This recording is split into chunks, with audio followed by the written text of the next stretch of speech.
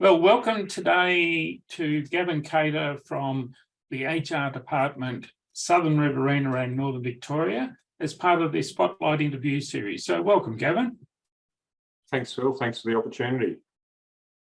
Oh, and thank you. So maybe for the viewers, if you could just sort of give us a bit of an overview of what it is that you actually do in terms of the HR department.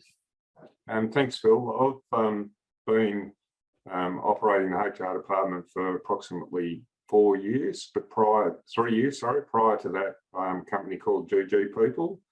GG People concentrates on the business management, assistance to business owners. Right. However, a lot of that work has now been in local government or statutory authorities. It just appears that's where the niche has been.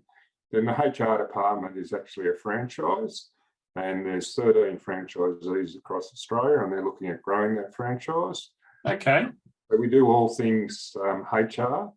Our logo is preventing people problems, and that's what our aim is, to assist business owners with all matters HR, but not only as when something's occurred, providing advice, setting a business up prior to employment of people to ensure all of the systems, processes and policies are in place to enable an employer to be confident in the fact that their business is HR compliant.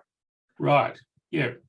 And Gavin, what would make an ideal, or who would make an ideal client for you? Now, Phil, we have numerous clients. We have some fairly large employers, up to 150 employees that we do assist, but we also assist small companies up to 10 employees who are looking at potentially growing or have grown, and they haven't got the systems and processes in place. And we come in alongside the bookkeepers and alongside the lawyers that are generally involved in establishing our company to provide that HR support. So the ideal client for us would be someone that's just starting to out a business or is growing a business, and that business is growing a little bit quicker than they thought, and that's great. But then to come in behind them and ensure that if they're employing employees, that those employees are established initially correctly, and that then creates confidence that they're compliant with all the HR requirements, and there's numerous of them.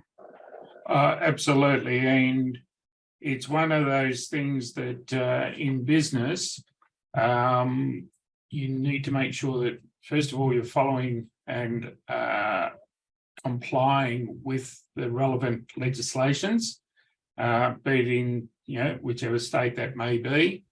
So well done. Gavin, can you tell us, how did you actually get into this business? So I was in local government. I graduated as a civil engineer and worked at numerous municipalities up until I was 29, which is now 34 years ago. I became Shire engineer at municipality down in the Western Districts, the Shire of Lee. I was there for 4 years, and the Shire secretary left, and I was appointed Shire manager. And then amalgamations happened around 94. I then moved back into the Southern Riverina to Shire of Berrigan as their first general manager. Spent 4 years there, went across to Moira Shire, spent 10.5 years as CEO, Wodonga for 3.5, and then City of Greater Shepparton for 3. Then decided to have a break from local government. But 3 months, 4 months later, I was asked to apply for a role at City of Darebin as Director of Corporate. But then in 9 months' time, I decided I had enough of travelling from the Shepparton area.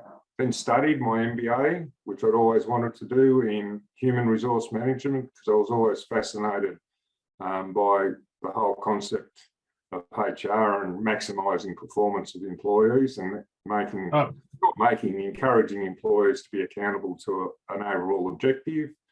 Did my MBA at the Australian Institute of Business, and then with about 2 months of the 12 or 14 months it took me, I decided I better start looking at what I'm going to do when I finished the MBA and established GG People, and then was doing a lot of work in the local government statutory authority space, internal audits, and then saw the opportunities through the franchise and the HR Department of Australia, and decided to go with the franchise. So been doing that for 3 years, and if you remember 3 years ago around this time, there was a little bug or virus called COVID commenced. So I actually started on the 28th of February 2000.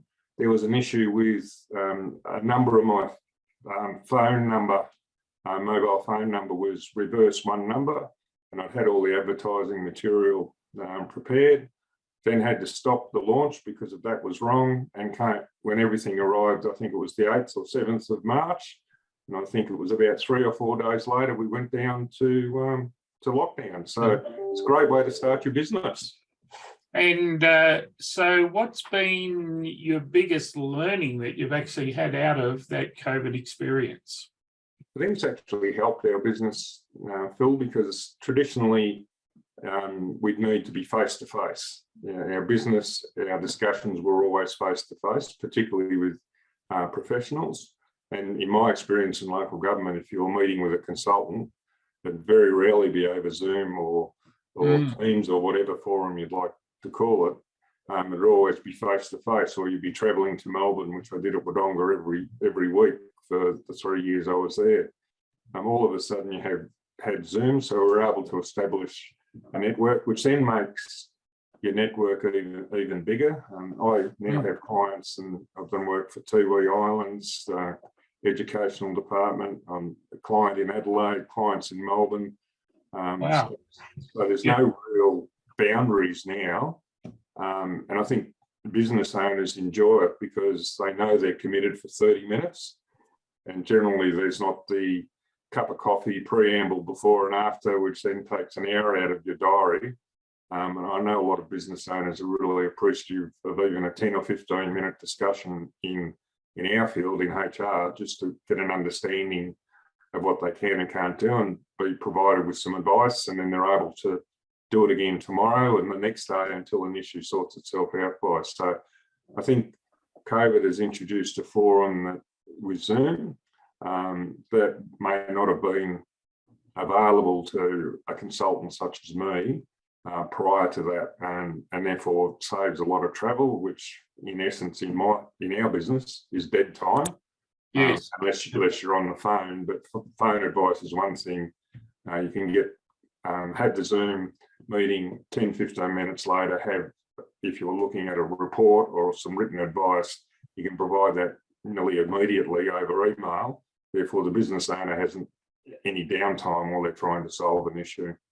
Yes, and look, I think that that has been one positive that's come out of the COVID experience, is that people are much more accepting of virtual reality in today's environment, and the benefits that come about. I think you've identified most of them, which is basically time saving. Yeah. And we're all less time traveling. There's less of the, I guess, the banter that you might otherwise enter into, and it's just overall generally improved productivity and efficiency for everyone. So that's great. Yeah, you still need to be careful that you don't have 10 Zoom calls during a day, because you end up only doing the Zoom calls and not again being and providing information support that the business owner is looking for. So you still have to balance that up in a consulting field. But yeah, the ability to talk to clients, like clients, North Sydney Council, for example, you're just talking over Zoom. You're not having to hop on a plane to go to Sydney, hopping in a taxi from the airport to get to North Sydney, spending an hour meeting, then turning it all around, and therefore it's more efficient and cost effective for the client as well. Absolutely, yeah. Gavin, What's been your biggest learning that you've had since being a business owner? So you've come out of that corporate world and transitioned into owning your own business. So what's been the biggest learning you've had in that transition period? I think now that the business is at the stage it is at, one of the biggest things is you can't do it all yourself.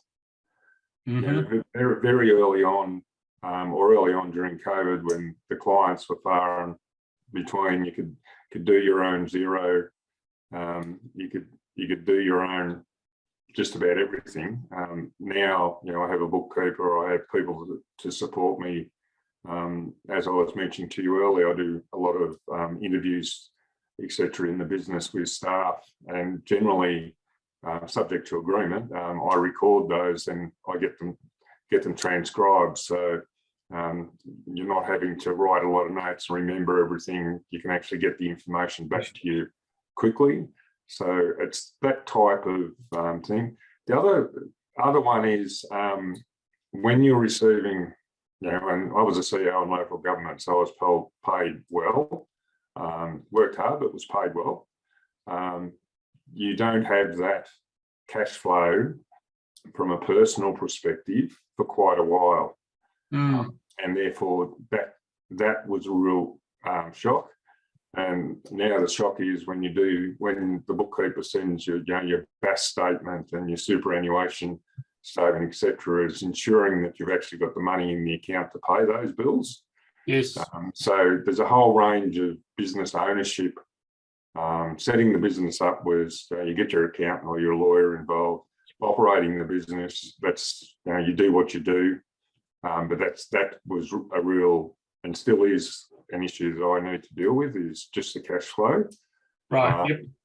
And then I think the third one is I'm at a stage in my business is my wife has joined me in the business, and we're both working from home. We're both really busy.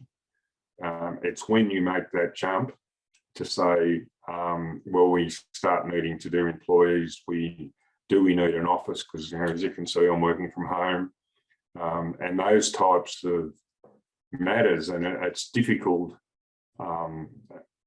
to get your mind around, or it's difficult for me because I'm probably not an entrepreneur. I'm probably a little bit conservative. But when you do actually jump and say, hey, it's time to really get really serious about the business and put some real strong business growth strategies in place. Yeah. So, and keeping that in mind, then, what advice would you give to somebody who's thinking about going into business? I think the go for it is the first thing, because I've enjoyed, while I said the cash flow's down a fair bit, I have enjoyed the freedom that's created. I think that I'm definitely mentally fresher, on probably enjoying things a little bit more than I did in the last few years in local government, which is great. But I think go for it, but get as much advice as you possibly can. Ensure that you do. And I had a business coach when I started. I haven't got one now, but I could be on the lookout, Phil. So you might get a call from me. But I found the business coach, particularly in that first 12 months, extremely valuable. But it sort of didn't continue because I wasn't really in that space, and I'm probably in that space now. And having someone like yourself to challenge you, to provide thoughts, provide ideas, but then making you put a strategy into writing and committing to that strategy is, I think, particularly critical. Yes. Now, I'm saying that, and I haven't done that, because that's one thing I'm really procrastinate about, is my own business plan. But if we're serious about the next step, that's the first thing I'd have to do, is get a plan in place and work towards delivering on that plan. Absolutely. Look, I couldn't agree more with that, Gavin. It's And one of the hardest things that certainly in my experience in working with a large number of business owners is they love what they do, they're very good at what they do, but when it actually comes to the actual planning and the strategies around where they might be taking their business, that's where and more often than not, I see it as a lack of self-confidence, because it's one of those things is that you don't know what you don't know till you know it. Yeah. And it's really not that hard. Yeah. And so great advice. Tell me, how do you keep yourself motivated and inspired on a day-to-day basis? Do you have any favorite quotes or sayings that you follow?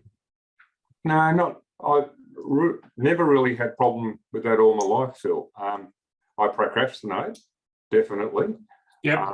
But I have no difficulty motivating myself to say that there's work needs to be done. I think enjoying what you do is critical. So my first number of years in local government I found extremely enjoyable. The latter probably less so. But getting out, having the time, studying, which is something I always wanted to do, never had time. I started an MBA 4 times, I think, and eventually did that, which was great. But motivation's never been an issue. Now, it could very well be an issue for the next step, as we're saying. Like I'm comfortable doing what I'm doing. I'm in control of what I do, because it's myself and Virginia. You strike as soon as you get employees. Here am I, a HR professional, talking about employees. It creates all the inherent changes to the business model, and I think it's motivation that's probably stopping me from doing that. Right. At this stage, more than wanting, and more not wanting to, but knowing I probably have to, but motivating myself to work on the business, not, as I say, work in the business, because I'm quite comfortable working in the business. So I'd get uncomfortable if I had to work on the business. On the business, yes. So that's the step now. How do I motivate myself to do that? That's something that myself and Virginia will be sitting down, and we've started having those discussions. So it's, if we take the step, the motivation will need to be there to drive it as well. So you can't do it without the motivation, I suppose. Yeah. Well, look, at an analogy that I use quite regularly here, Gavin, is that a business is really like a tree, and it's either growing or it's dying. So if you think about a tree, there is no stagnation, there is no in between. It's either growing, generating new leaves all the time, or it's starting to die where it's dropping its leaf and there's no regeneration. And business is very much like that. And you've used the term working in the business versus on the business. As a business owner, the reality is you've got to be doing a bit of both. And so great recognition. Well done. One last question. What does the future look like? And what do you see as the major challenges moving forward for your industry?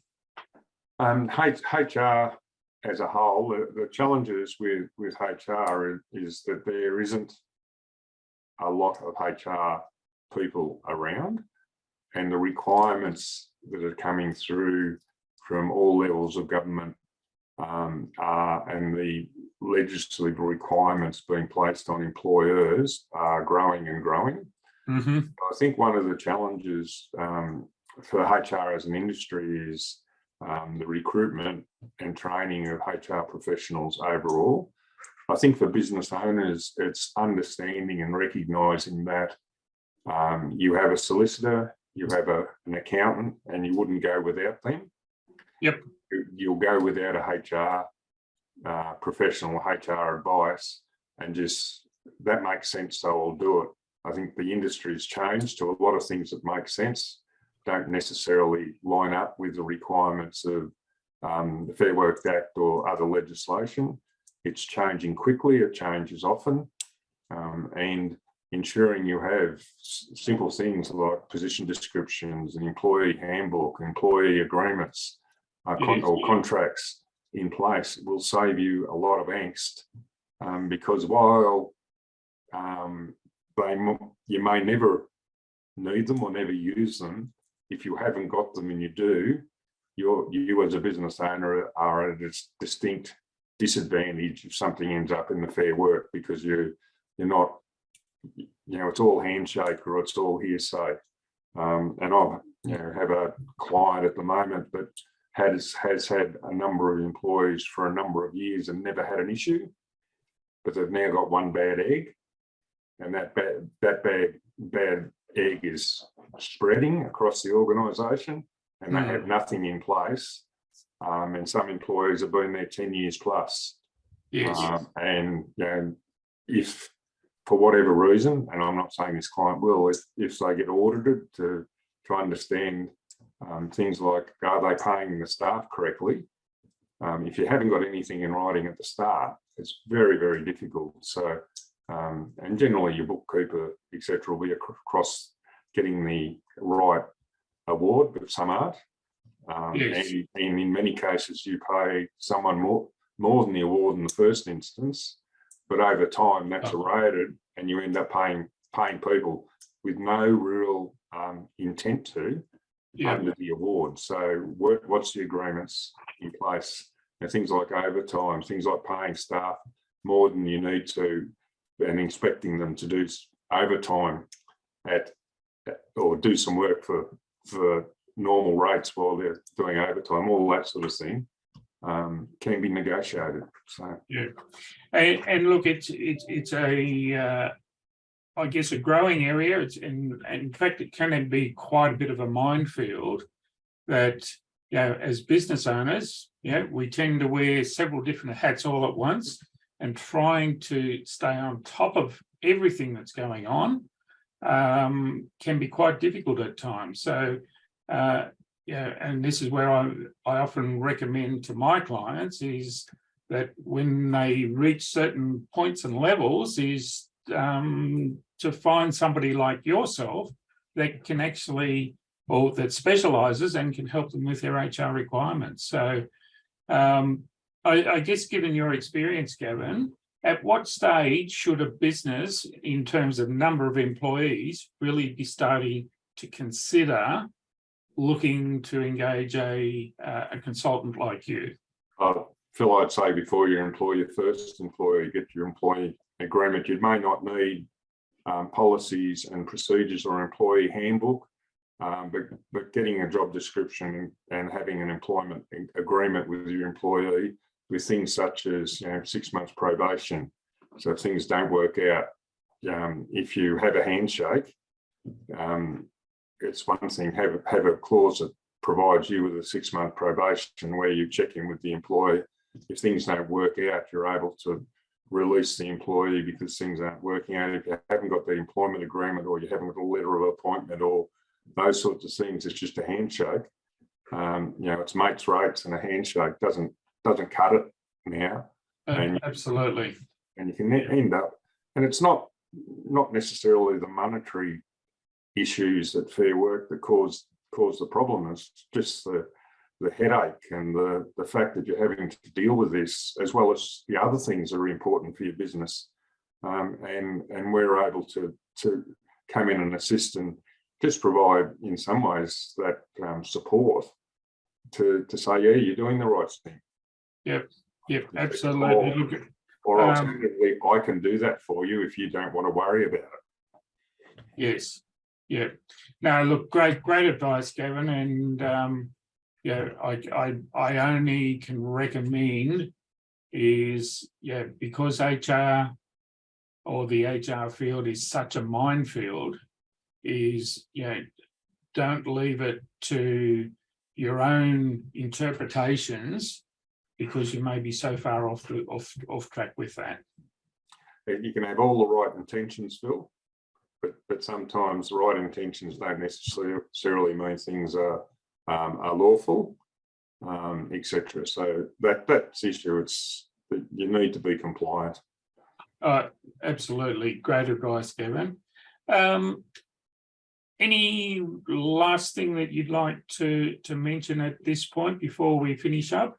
Phil, we're available to support any of your clients that would like to a no obligation free chat relating to their employment requirements, and if they do need HR support, etc. Only too willing to have that conversation. I dare say you'll be providing phone numbers and email to any of your clients or anyone listening and watching this. Only more than happy to have a chat about how the HR department can prevent people problems.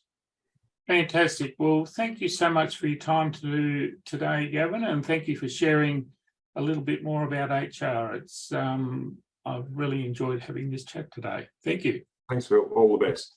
Okay, bye now.